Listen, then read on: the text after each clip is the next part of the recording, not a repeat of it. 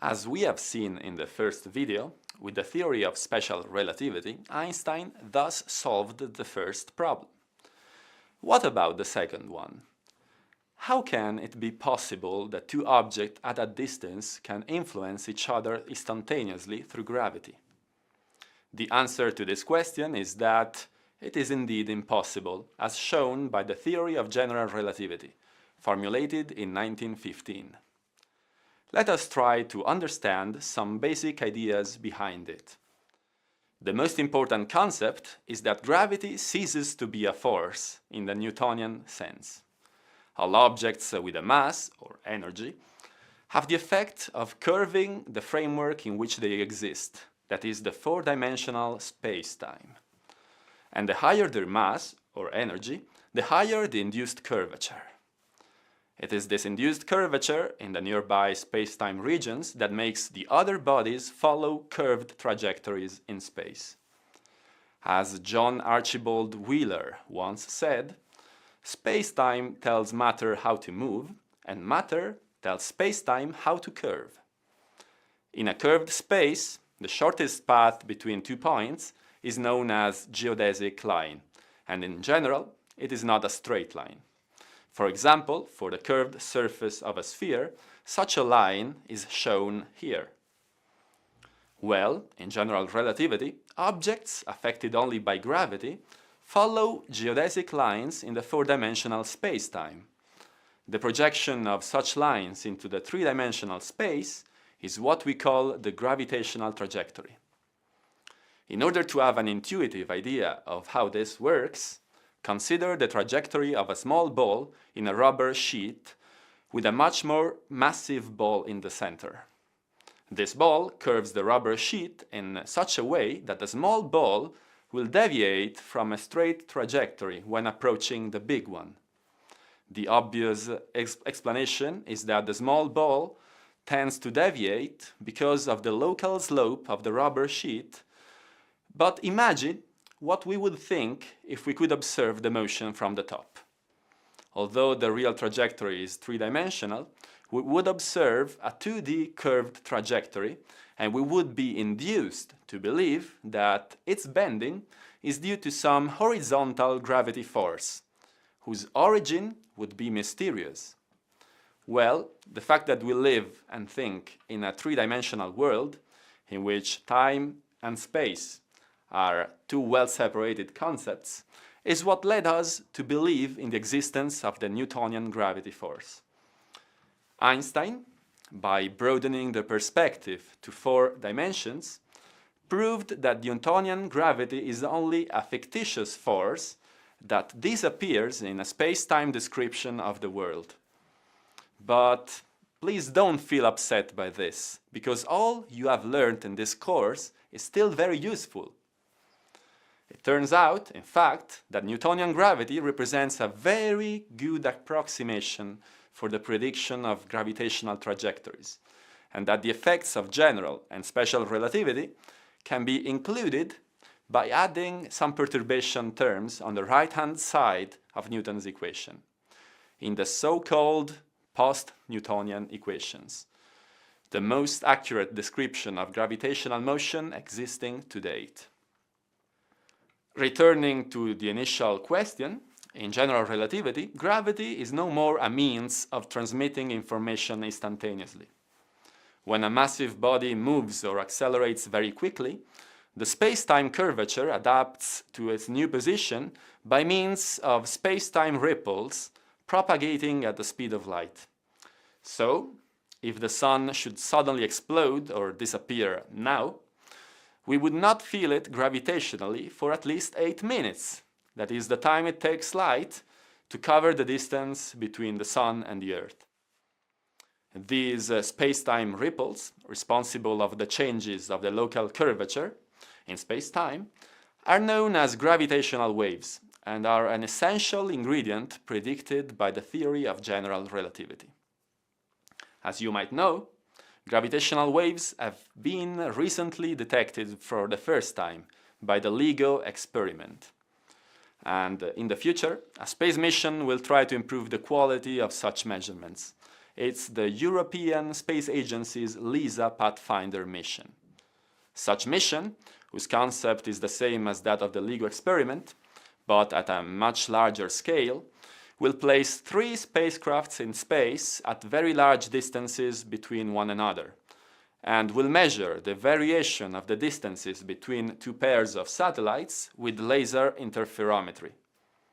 An incoming gravitational wave should have the effect of stretching one distance and shrinking the other at the same time. If such an ambitious mission had success, it could pave the way to a new type of astronomy based on the detection of gravitational waves. Another great consequence of the general relativity theory is that everything is subject to gravity, even particles with a zero rest mass, like photons. Because gravity means following the geometry of spacetime, and everything must do that. With the equations of general relativity, Carl Schwarzschild predicted in 1916 the existence of black holes, in which the extremely high density of matter makes space-time curve so much that not even light can escape. As you might know, our universe has plenty of these black holes, and there is a huge one at the center of our galaxy. Their discovery was, once again, a gift of this revolutionary theory. Now, you might wonder how Einstein ever started to conceive something like this. How could he have ever conceived that gravity was only the effect of the geometry of a 4-dimensional spacetime?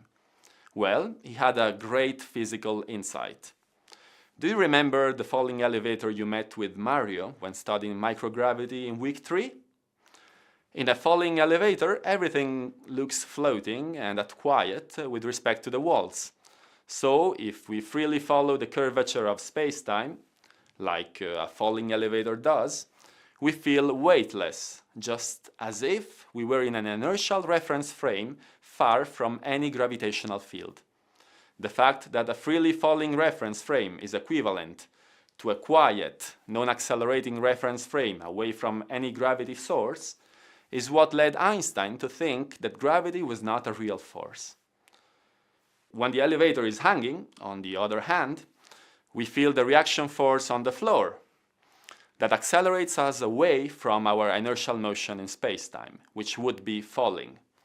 The same situation occurs in an accelerating reference frame, like an accelerating spaceship, firing its rocket in empty space. So from a physical point of view, the effects of gravity and those of an acceleration cannot be distinguished. This is the principle of equivalence, the major postulate of the theory of general relativity. Let's now see one of its most direct consequences. Imagine an upwards accelerating spaceship with 2 astronauts, one at the top and one at the bottom of the spaceship. Suppose that the top astronaut sends pulses of light at a constant rate with the help of a clock. At the same time, the bottom astronaut measures the time between the receptions of such light pulses. Since the spaceship is accelerating upwards, an outside observer will see that the bottom astronaut measures a shorter time between the pulses than the top one, simply because he is accelerating towards them. For consistency, the observers inside the spaceship must observe the same. The bottom astronaut measures a shorter time with his clock. And here comes the principle of equivalence. The astronauts inside the spaceship cannot be able to tell whether they are accelerating or standing still inside a gravitational field.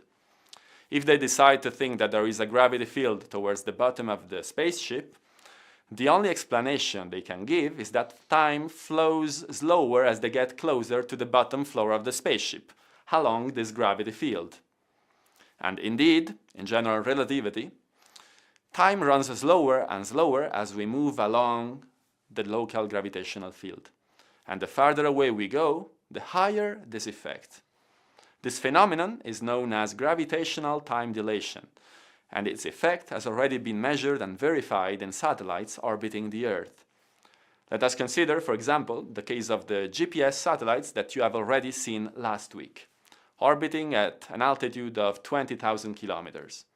Since they are orbiting at 3.87 kilometers per second, special relativity predicts a time dilation factor slightly bigger than 1, meaning that their time should flow slightly more slowly than for an observer at rest on the Earth. If we do the math, we find that such a time dilation should be 8 microseconds per day. However, GPS satellites are also 20,000 kilometers away in a direction opposite to the Earth's gravity field, so that their time should run quicker by some factor. It turns out that this translates into approximately 46 microseconds per day. So, in total, a GPS satellite clock runs ahead of ours by approximately 38 microseconds per day. This is not a big amount of time, but big enough to be easily measured with atomic clocks. And since the precision requirements for GPS clocks are very stringent, such clocks have to be systematically corrected in order to maintain their synchronicity with the Earth.